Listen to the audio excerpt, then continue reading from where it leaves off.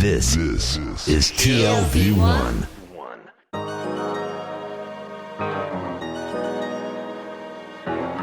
The Tel Aviv Review with Gilad Halpern. Hello and welcome to the Tel Aviv Review, a program dedicated to the word, to the thought and to debate, brought to you by the Van Leer Jerusalem Institute, which promotes humanistic, democratic and liberal values in the social discourse in Israel. I am Gilad Halpern and I'm absolutely delighted to be joined again by my co-host and podcaster in arms, Dalia Shendlin. Hi Dalia, thanks for returning. It's my pleasure. How could I stay away? Now, every week, Dalia and I will be engaging in close encounters of the intellectual kind with writers and scholars, or simply people of ideas of all types and vocations who have done something to make our lives a tad more interesting. Our guest today is a professor of philosophy and law at Tel Aviv University and a rather unusual political theorist. His latest book is entitled A Political Theory for the Jewish People, was recently published in English by Oxford University Press, and is in a way complementary to his previous books, The Limits of Nationalism and A Just Zionism on the Morality of the Jewish State. The current book seeks to offer a third way for Jewish nationalism, one that is separate from both classical Zionism and post-Zionism. Professor Chaim Gans, hello and welcome to the Tel Aviv Review. Hi. So let's start with the title of your book, A Political Theory for the Jewish People. Now, if I may be cheeky here for a second, I'd say that there already is a political theory for the Jewish people and a rather successful one. It's called Zionism. Why do we need a new one? There are also other theories for the Jewish people. Zionism has many interpretations, and I don't think that mine is way back from classical Zionism. I think it redefines classical Zionism and what it was at its inception. I don't think it's a new interpretation. I think it's the right interpretation relative to the existing interpretations, which I think lead Zionism astray. Mm-hmm. So basically going back to the basics. And what are the basics? Where did we go wrong? How were we led astray?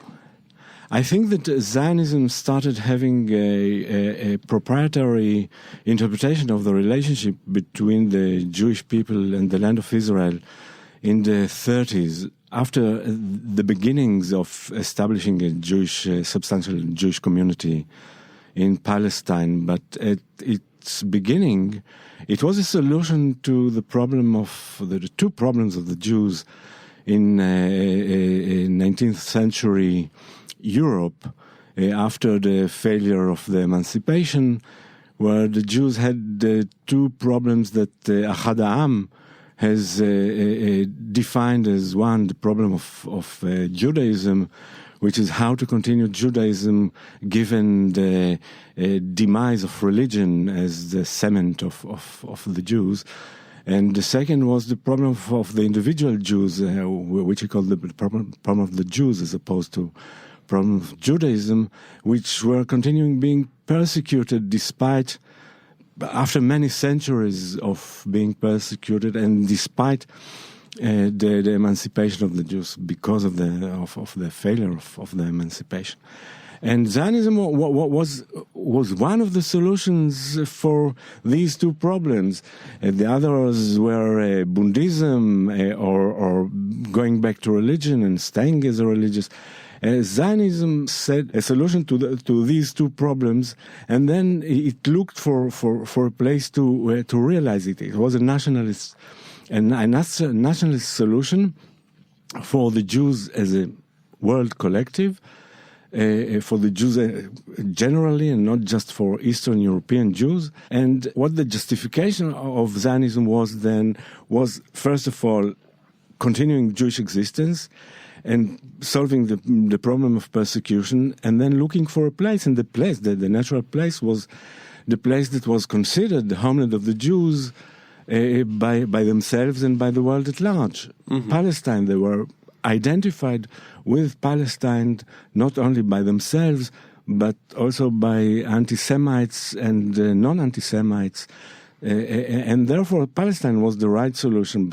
But it wasn't because of owning Palestine, but because of the identity link between the Jews and Palestine. So and why does that pose a problem? And maybe you can explain what the proprietary element is among the many streams of Zionism and how you feel it kind of took over the form of Zionism that's been manifested in the state of Israel. No, at its inception, I interpreted Zionism as pointing to Palestine as the place for realizing a Jewish national self-determination because of an identity link between the Jews and Palestine, as I explained before. But then it started being interpreted as a proprietary link between the Jews and Palestine. They were saying that the Jews own Palestine instead of saying that the Jews are associated with Palestine in their own eyes and the eyes of the world. And this ownership business causes all the problems that we have now, because if we are the owners, then the collective, the Jewish collective, is the owner, and whoever was living in Palestine since the Jews stopped living in it is holding a stolen property, because and therefore doesn't have any right. And I think this explains the relationship between present day Jewish Israel and its Arab inhabitants. They interpret the Arabs as either, at least as a collective, as not having any right. Some of them interpret also the Arab individuals as having no right, and this is the way they treat the Arabs, which I think is awful.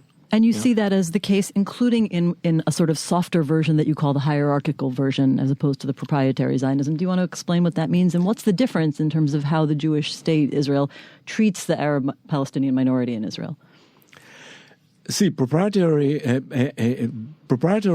Zionism is based on a conception of that people's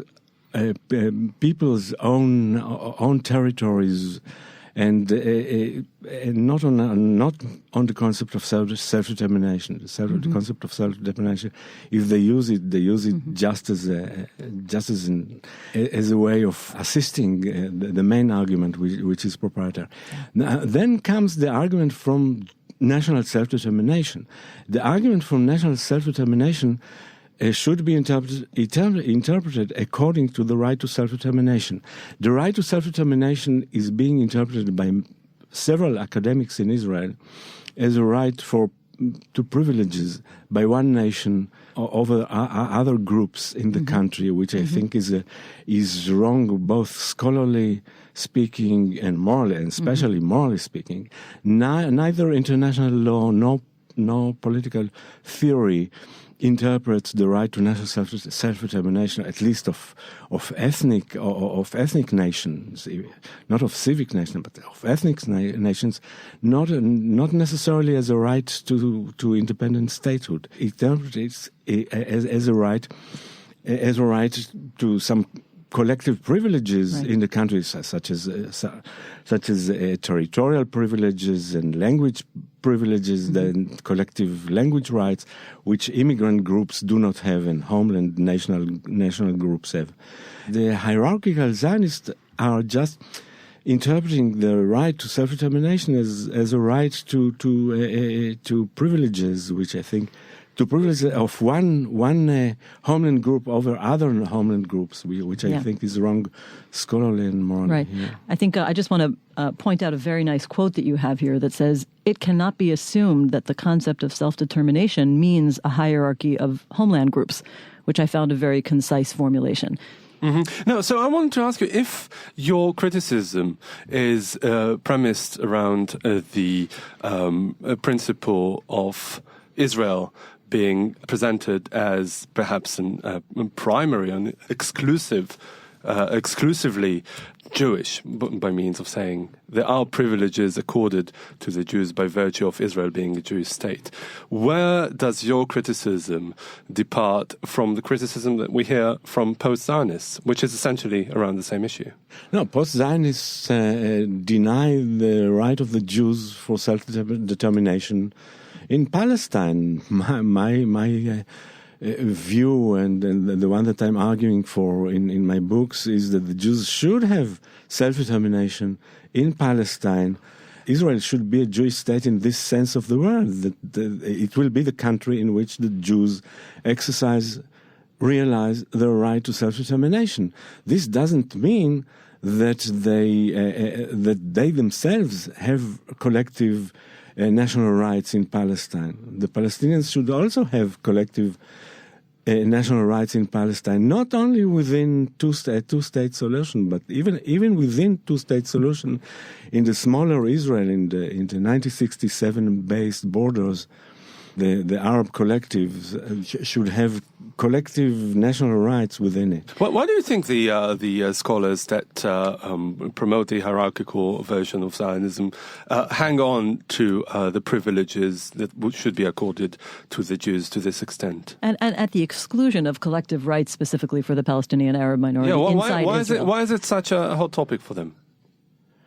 The truth is that it's so much embedded in Jewish consciousness in Israel that Israel is a Jewish state in the statehood sense of the word, that they somehow want to justify it, and then they are making wrong comparative politics and comparing the Jews in Palestine or even in smaller Israel to the Germans in Germany, whereas the Jews even within smaller Israel are not the only homeland group, and the Germans in Germany are the only homeland group.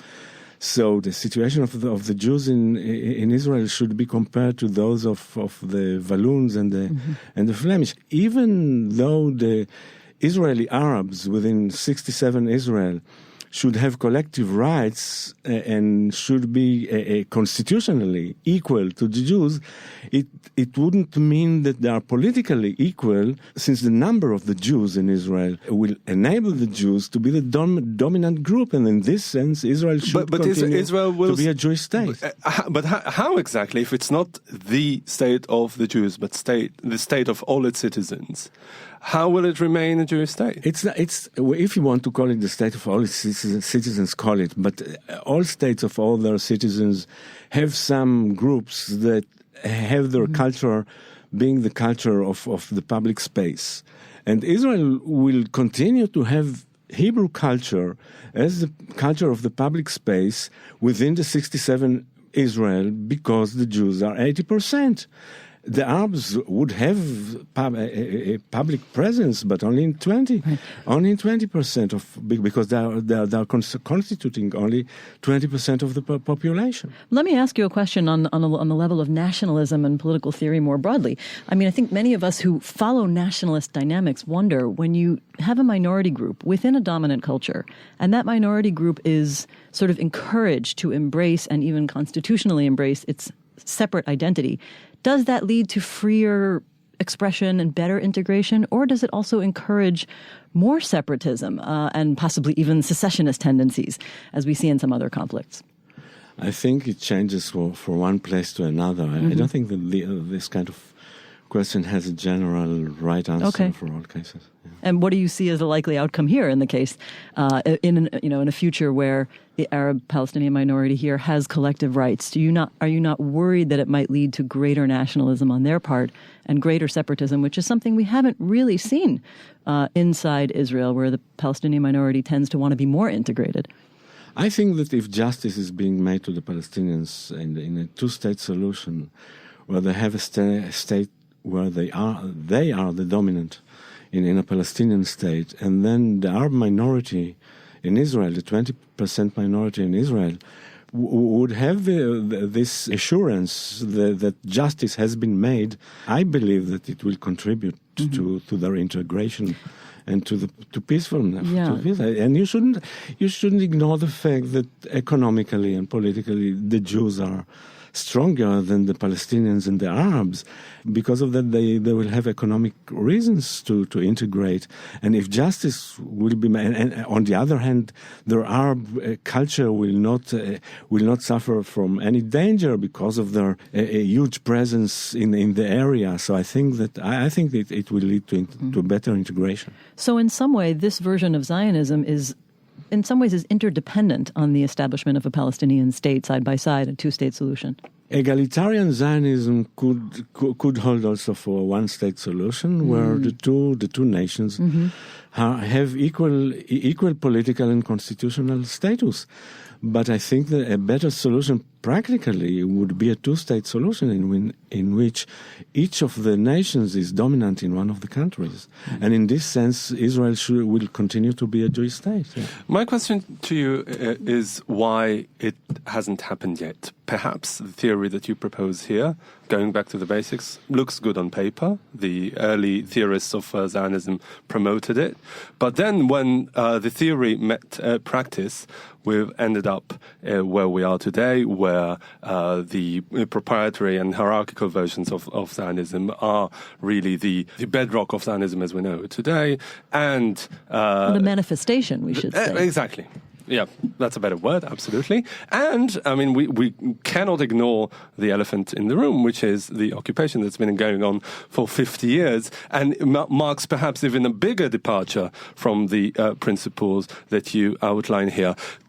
Don't you think that there's really a reason for it, and it's just not just a contingency or a coincidence? See, I assume that there are many reasons, but from the Zionist point of view, the reason is that the proprietary interpretation of Zionism is very simplistic and simple. It's a very elegant solution. It gives an explanation and justification, despite the fact that it's wrong, entirely wrong, both in its basis and its moral implication, from which we suffer every day. I think it's very simple, and therefore it gets into the minds of most people, and also Israeli education teaches people that Zionism means the ownership of the Jewish people over the whole of Palestine. See, even Begin, when he was asked by King Hussein whether his government is going to be a problem for the Kingdom of Jordan, he said, well, we are too tired psychologically after the Holocaust to claim our right over Transjordan, namely the Kingdom of Jordan.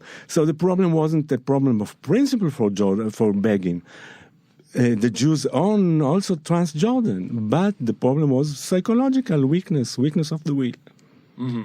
No, but what I'm asking is, isn't the current state of Zionism the actual manifestation of it? I mean, isn't it written in the DNA of Zionism that once the project is implemented, this is what it's going to look like?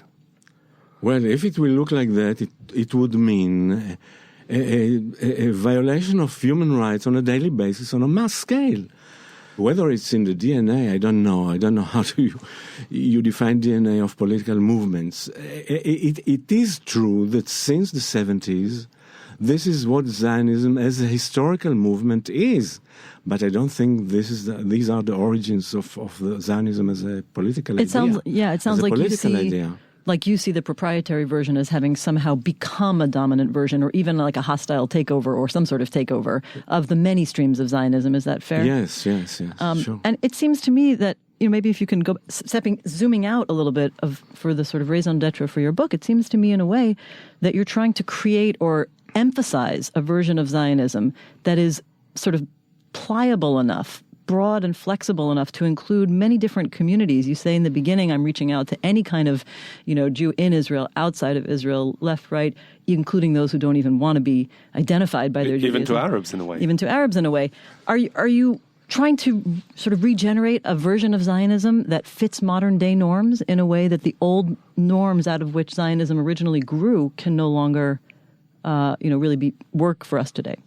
No. See, you have to distinguish between the rules that emerged in the 30s, 40s, and in the 70s, and the origins of Zionism at the end of the 19th century. I think that my version of Zionism is a present-day formulation which is much more faithful to the origins of Zionism than the dominant version of Zionism that we have since the 70s. Mm-hmm. Okay. Who do you see in Israel, particularly among the elites and particularly among the political elites, who are open to reading your book and being engaged in the kinds of ideas you propose and possibly incorporating them into their thinking? Is there any politician or figure that you can imagine learning from your book and saying, this is the kind of Israel I want to strive for? I think that all politicians outside the right wingers, yes, sure. Mm-hmm. Central and two former heads of the Shabak, of the Mossad, read my book and wrote me how much they agree with it, or wrote and expressed views. I don't want to mention names because even though they were but really they are heads of the security organization, most important intelligence organization of Israel. So people who cannot be suspected regarding how they see the security of Israel and things like that. No, but don't you see the dissonance here? That these people that shall not be named, who were really the face of proprietary Zionism. They were the contractors of that kind of Zionism that you criticize, come out and say we agree with every word. After we've implemented the proprietary Zionism manifestation for many, many years. See, they see themselves as civil servants, or as military servants of democratic Israel. I think that they are wrong in this, because I think that, but I don't think that while implementing right-wing policies, they shared these policies. I think that they expressed that there is this famous movie, what's The Gatekeepers. The Gatekeepers, in which they express their views about it. Well, maybe your book is the roadmap for the future generation of people who have to guide the policies of democratic Israel. Or they'll think about it before they go into those positions. Exactly. When it's adapted to a movie, it should be called The Gatekeepers, the sequel. All right. Professor Chaim Gans, Professor of Philosophy and Law at Tel Aviv University, and the author of the recently published book, A Political Theory for the Jewish People. Thank you very much for coming in today. Thank you. Thank you. And many thanks to you, Dalia Shenlin, my trusted co-host. And big thanks to Tammy Goldenberg, our sound engineer, and to the Van Leer Institute for the generous support. If you like this podcast, there are many more where it came from. Just go to www.tlv1.fm/podcasts and take your pick. Also, check out our new website, telavivreview.org, and like us on Facebook. You can follow me at Gilad_Halpern on Twitter, as well as Dalia at DAHLIASC. And don't hesitate to get in touch with your comments and suggestions. Join us again next week for another edition of the Tel Aviv Review. And until then, goodbye.